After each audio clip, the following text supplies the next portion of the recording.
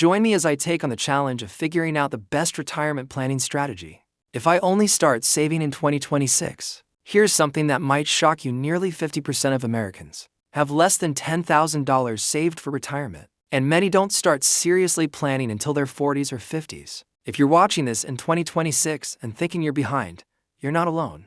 But here's the good news: it's not too late to build a secure future. The question isn't whether you should start, it's how to start smart. Every dollar you save works harder for you. Look, I know retirement planning feels overwhelming, especially if you're just getting started or feel like you've lost precious time. The financial landscape in 2026 is different from what our parents faced, with longer life expectancies, evolving social security concerns, an economy that keeps us all on our toes. But here's what I've learned: starting today with right plan beats starting earlier with wrong one. This video is going to walk you through exactly what to do if 2026 is your year one. And I promise you'll walk away feeling confident, not anxious. If you're finding value in this already, do me a quick favor and hit that like button. It genuinely helps us keep creating honest, no-nonsense financial content that cuts through the noise and gives you what you actually need. If you're serious about taking control of your financial future, subscribe to Finance Flash, because we're building a community of people who refuse to let money stress control their lives. Your support means everything to us, and it keeps this channel going strong. Let's be honest about the elephant in the room. If you're starting your retirement savings journey in 2026, you're facing some real challenges. First, there's the compounding effect you've missed out on, and compound interest is like a snowball. Rolling down a hill, it gets bigger the longer it rolls. Someone who started saving at 25 has had years of investment growth working in their favor, while someone starting at 35 or 45 has less time for their money to multiply. Second, inflation has been eating away at purchasing power, meaning the dollars you save today won't stretch as far in 30 years. And third, we're living longer, which is great news for life, but means your retirement savings need to last 25, 30, maybe even 35 years after you stop working. But here's where most people get it wrong. They look at these challenges and either give up or make panic decisions that hurt them long term. The truth is, starting in 2026 actually gives you some advantages that people don't talk about enough. You have access to better investment tools, more transparent fee structures, and decades of research showing what actually works versus what's just financial industry hype. You also have clarity. You know your income, your expenses, and your lifestyle in a way that a 22-year-old fresh out of college simply doesn't. So instead of mourning lost time, let's focus on maximizing the time you have left. The first thing you need to understand is that retirement planning in 2026 isn't about one magic bullet. It's about stacking multiple strategies that work together. Think of it like building a house. You need a strong foundation, solid walls, and a roof that protects you from storms. In retirement terms, your foundation is tax-advantaged accounts. Your walls are diversified investments, and your roof is consistent contributions. Each piece matters, and skipping one because you're in a hurry is like building a house without a roof. Let's start with the foundation: tax-advantaged retirement accounts. Specifically, your 401k and IRA options. If your employer offers a 401k match, this is non-negotiable. You contribute enough to get the full match, period. That match is literally free money, and turning it down is like refusing a raise. For 2026, the 401k contribution limit is likely around $23,000 to $23,500 for people under 50, with catch-up contributions for those over 50 pushing it even higher. Even if you can't max it out immediately, start with whatever gets you the full employer match. Then increase your contribution by 1% every few months. Now let's talk IRA letters, which come into flavors: traditional and Roth. A traditional IRA gives you a tax deduction now, which lowers your taxable income today, but you'll pay taxes on withdrawals. In retirement, Roth IRA doesn't give you a tax break now, but your withdrawals in retirement are completely tax-free, including all the growth. If you're in your 30s or 40s and expect your income to be higher in retirement, or if tax rates go up like many economists predict, a Roth IRA is probably your best bet. The contribution limit for IRA letters in 2026 is likely around $7,000, with an extra $1,000 catch-up if you're 50 or older. Here's a mistake I see constantly: people open these accounts and then leave the money sitting in a settlement fund earning maybe 0.5% interest. Opening a retirement account isn't the same as investing for retirement. You have to actually put that money to work. For most people starting in 2026, a simple 3-fund portfolio is the sweet spot: a U.S. stock index fund for growth, an international stock index fund for global diversification, and a bond fund for stability. The exact mix depends on your age and risk tolerance. but a general rule is to subtract your age from 110 or 120 to get your stock percentage. Let's address the biggest fear people have when starting late.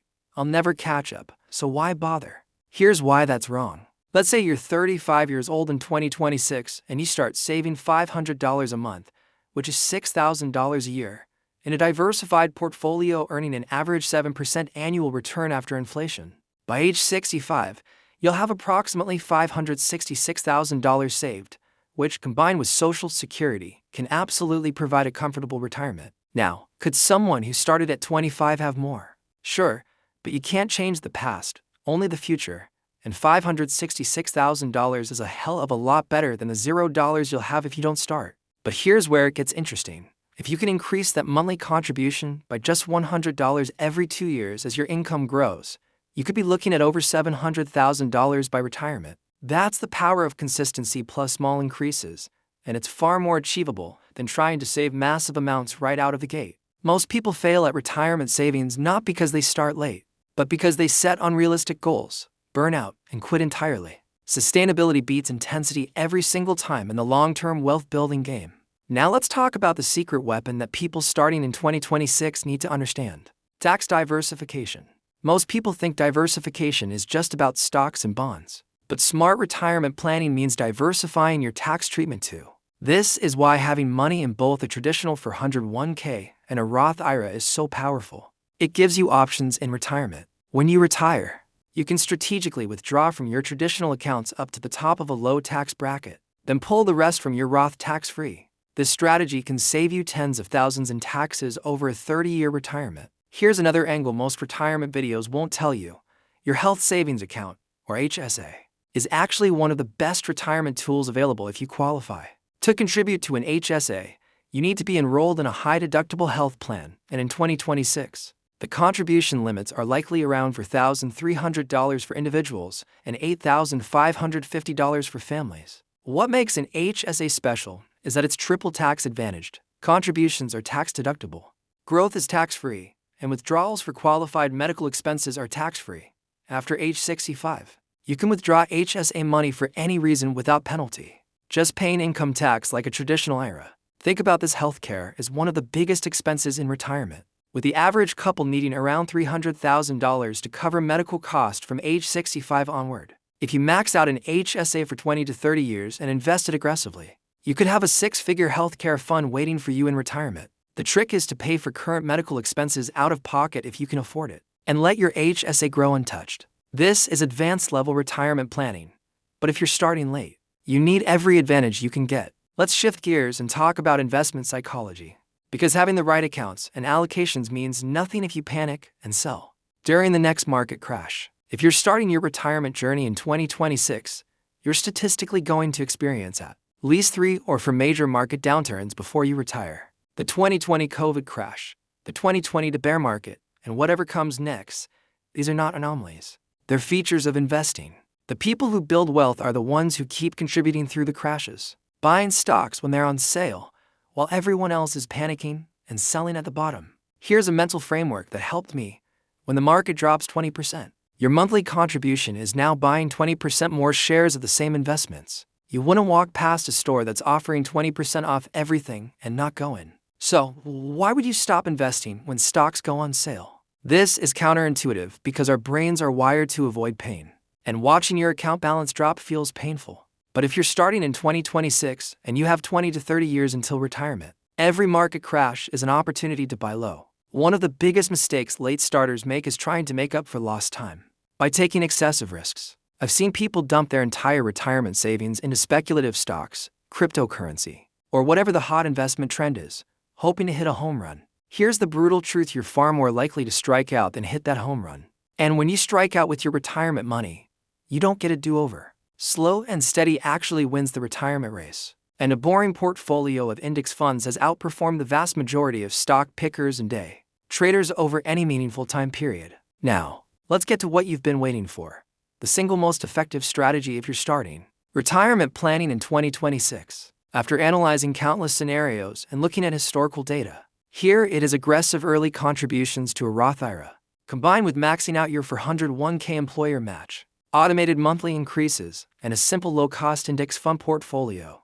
I know that sounds like multiple strategies, but they work together as one system. And the key word is automated, because relying on willpower will fail you eventually. Here's exactly what this looks like in practice. You set up automatic contributions to your 401k.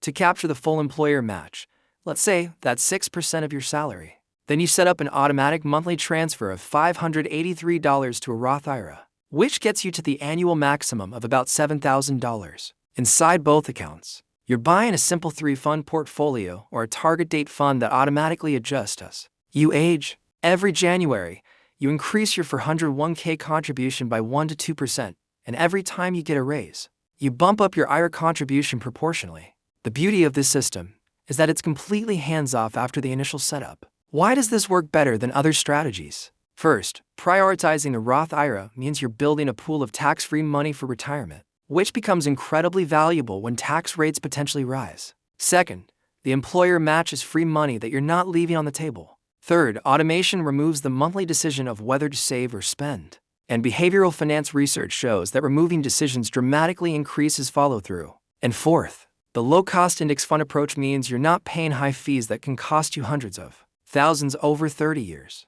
Let's run the numbers on what this strategy could produce. Assume you're 35 in 2026, earning $70,000 a year, and your employer matches 6% of your 401k contributions dollar for dollar. You contribute $4,000 to $100 to your 401k and get another $4,000 to $100 matched. Plus, you max out a Roth IRA at $7,000. That's $15,000 for $100 in annual retirement savings. And at a 7% average annual return, you'd have approximately $1.47 million by age 65. Now add in Social Security, which could be another $2,000, $3,000 per month, and you're looking at a retirement that's comfortable by almost any standard. But what if you're 45 and starting even later?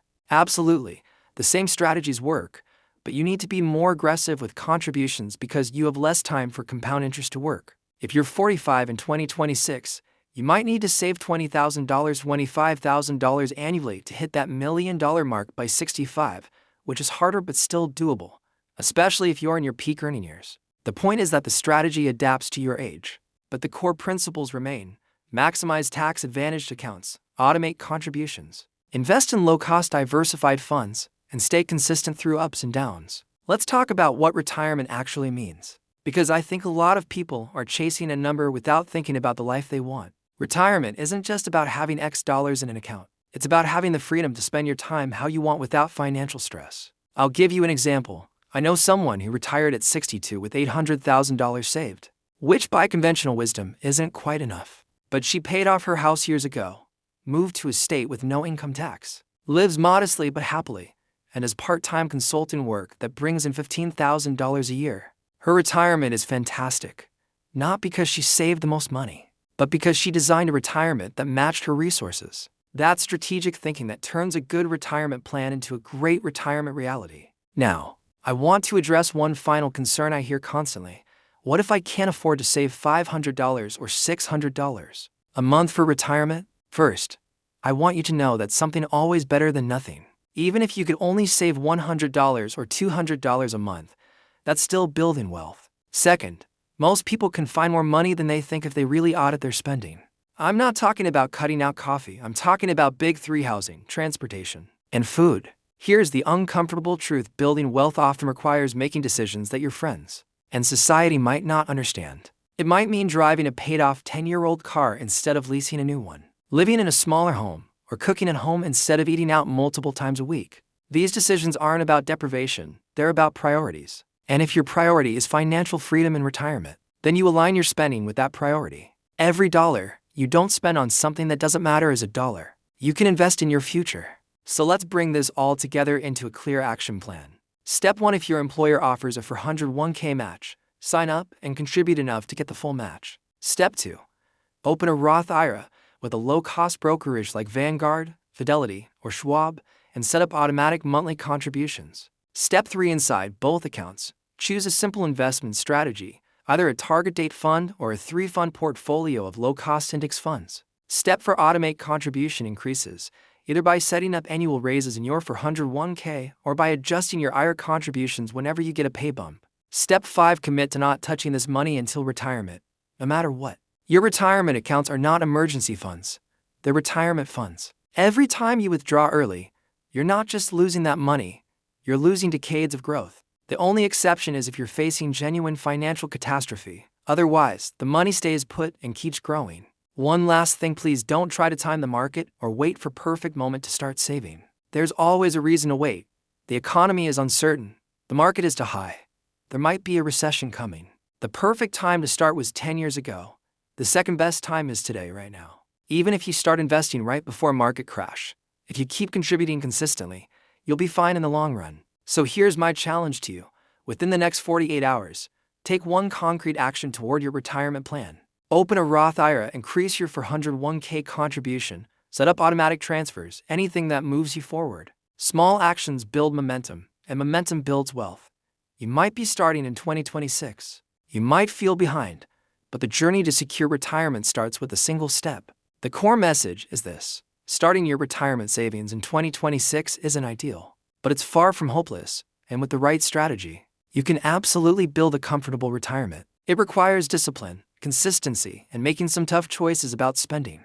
But the alternative, reaching your 60s with nothing saved, is far worse. You have the knowledge now. All that's left is to take action and commit to the long game. If this video helped you see retirement planning in a new light, or gave you the confidence to finally start, I'd be so grateful if you'd hit that like button. It takes 2 seconds, but it tells us that this content matters to you and motivates us to keep creating these deep dive financial videos. And if you're serious about building wealth and want to join a community of people who are done making excuses and ready to take control of their financial futures, hit that subscribe button to Finance Flash. We're here every week with honest, practical advice that actually works. And your support means we can keep doing this work. Thank you for being here, and I'll see you in the next video.